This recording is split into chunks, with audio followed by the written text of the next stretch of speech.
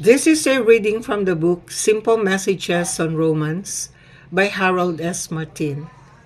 We are reading this in connection with our Bible study on the book of Romans. We are now in chapter 5, the sanctification of believers. Our scriptural text is from Romans chapter 6 verse 1 up to chapter 8 verse 15. The book of Romans is a deep study.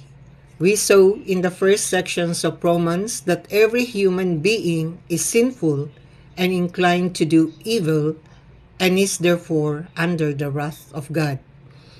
The second section of Romans, beginning at Romans chapter 3 verse 21, deals with God's method of saving sinful men.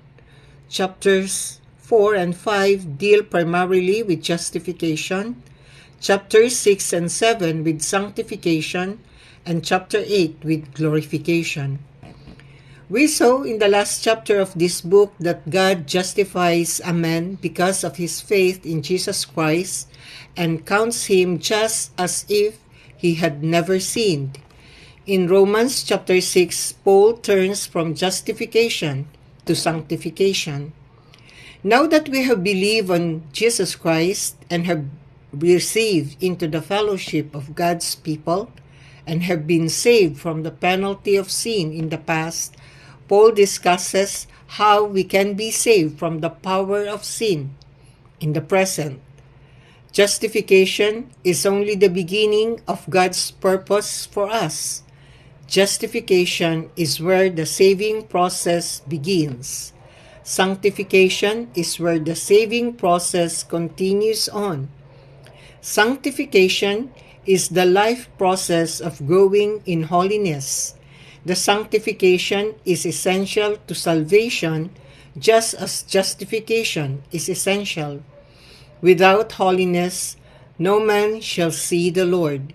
Hebrews chapter 12, verse 14. The Christian must walk worthy of his heavenly calling.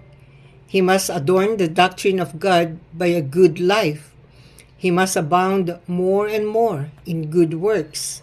The vital question is, how can we live a life of holiness? Most of us will be quick to admit that the old nature in us is still very active. We have to deal with impatience, bad tempers, evil thoughts, envy, and 1,000 other attributes of the old nature, and even after we have been justified. Is there any formula for a more complete victory? We will continue next time. God bless everyone.